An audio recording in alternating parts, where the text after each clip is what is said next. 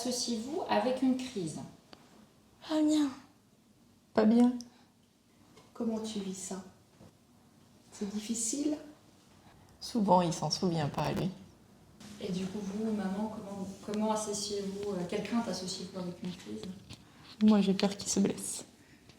Qu'il se blesse ou qu'il arrête de respirer. Donc toi, tu es la petite sœur. Quelle crainte associes-tu avec une crise? Tu tombes. Qu'il tombe. Merci. Est-ce que tu peux nous raconter comment tu vis la crise? Non, je sais pas. Tu sais pas? Est-ce que tu sens quand ça arrive? Est-ce que tu... Non? Tu te rends compte de rien? Non. Ça t'arrive d'un coup comme ça? Si. Il en a jamais aucun souvenir, lui. Il sent jamais quand ça vient. Il convulse beaucoup la nuit. Et du coup, c'est dans son sommeil. Et la journée, quand c'est des atonies, il s'en souvient plus. Il sait qu'il est tombé, mais il sait pas pourquoi. Et vous, en tant que maman, du coup, c'est quoi votre point de vue à vous? En tant que parent, vous vivez comment quand il fait une crise? Ah bah c'est dur, hein, parce qu'il se blesse. Quand c'est la journée, il se blesse, évidemment. La nuit, il est dans son lit. Il y a moins de risques, mais la journée... Ah là, on a fait un Il- nouveau lit. Oui, on a mis un nouveau lit avec des barrières. Mais la journée, souvent, il s'est fracturé le nez plusieurs fois déjà. Et Il s'est fait mes recoudre fesses. plusieurs fois. Et les fesses aussi, tu fais bobo. Quand je tombe du canapé, Quand tu tombes du canapé, quand tu tombes dans les escaliers. c'est qui m'a rattrapé. Des fois, c'est papa qui te rattrape, des fois, c'est maman quand on arrive.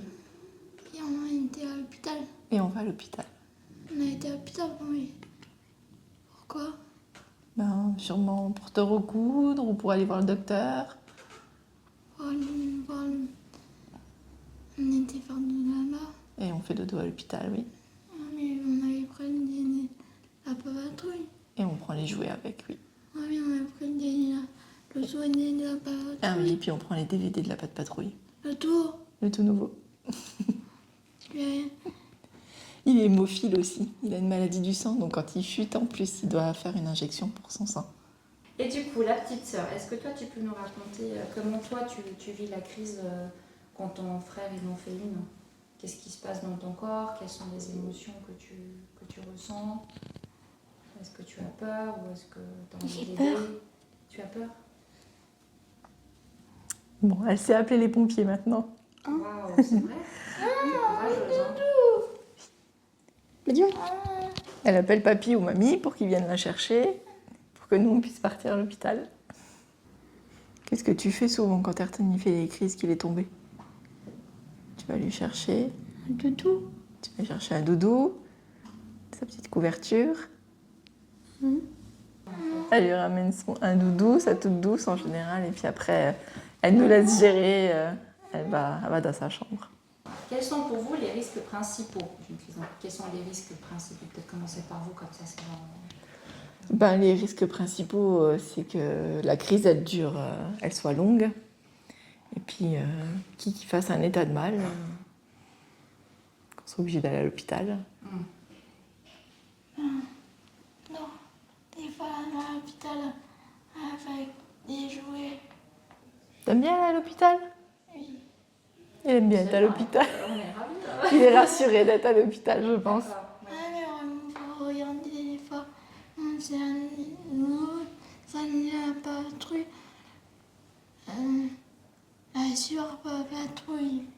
Tu regardes le dessin animé de la Patte Patrouille? Le super patrouille. Le super Patte Patrouille. Ils sont gentils à l'hôpital. Oui. Ah ouais, t'es une star là-bas.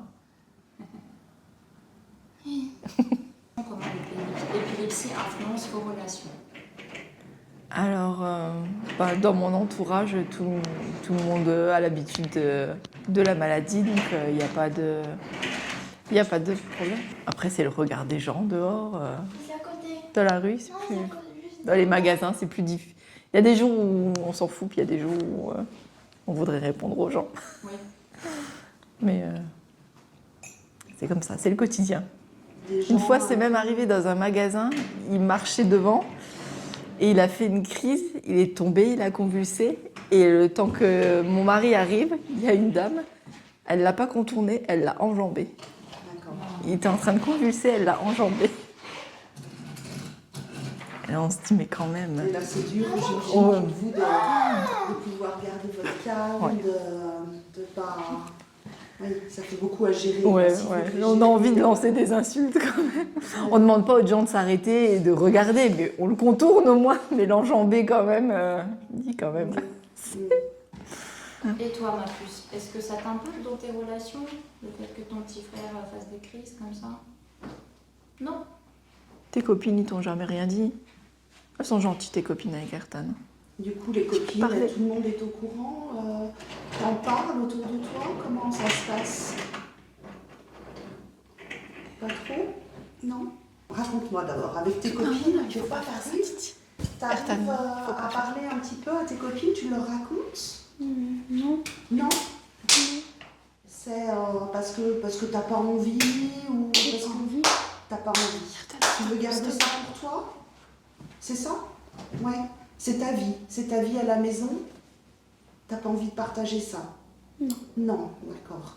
Quel est l'impact de l'épilepsie sur votre, du coup, sur l'autonomie, la vôtre aussi, et puis sur celui de l'enfant? L'autonomie, Ayrton ne reste jamais seul. Je pense qu'il sera toujours avec nous, ou dans un centre malheureusement, parce qu'il ne sait pas lire, il ne sait pas écrire. Et, il sera toujours avec nous. Et vous, Ça en sera- tant que maman, puis en tant que femme, est-ce que vous avez une part du temps à vous quand même dans la journée? Oui, quand même. Je ne travaille pas à temps complet. D'accord, mais vous avez du calme. Oui, parce qu'au début, maintenant, il est un peu plus stabilisé. Il a un VNS, il a un stimulateur du nerf vague, donc il fait moins de crises en journée. La nuit, il y en a toujours, mais la journée, il y en a beaucoup moins. Mais au début, j'étais souvent à l'hôpital, donc j'ai réduit mon temps de travail. Parce que tout le temps en arrêt, c'est pas possible non plus, donc pour m'occuper plus de lui. Voilà. Pour les rendez-vous kiné, orthophoniste, pédopsychiatre, psychomotricienne. Il y en a beaucoup, donc voilà. Et votre employeur comprend, enfin ça s'est bien passé dans... Oui. Ouais. C'est une maman de 3 enfants, donc D'accord. je pense qu'avec une personne qui n'aurait pas d'enfants, ce serait peut-être pas pareil, mais elle est très compréhensive. Ouais. Oui. C'est notre petit rayon de soleil. Ayrton, il ne se rend pas compte de tout ça. Donc lui, il est heureux. Parce qu'il ne se rend pas compte de la maladie. Il sait qu'il est malade, mais il sait qu'il est différent. Mais lui, il est heureux. Et du moment qu'il est heureux, c'est le principal finalement. Voilà. Même si nous, en tant que parents, on a peur pour l'avenir. Quand nous, on ne sera plus là, qui va s'occuper de lui. Mais lui, tant qu'il est heureux pour le moment, c'est le principal. Le but, c'est ça, c'est qu'il soit heureux, qu'elle soit heureuse. Peu importe ce qu'elle fera dans la vie, du moment qu'elle est heureuse, qu'elle est autonome, qu'elle gagne sa vie, c'est le principal. Juste une petite dernière question comme ça, peut-être un message à faire passer aux parents aussi qui sont dans la situation dramatique à la vôtre. Bon courage. Je sais pas, franchement, c'est une galère et c'est une croix, mais c'est une belle croix.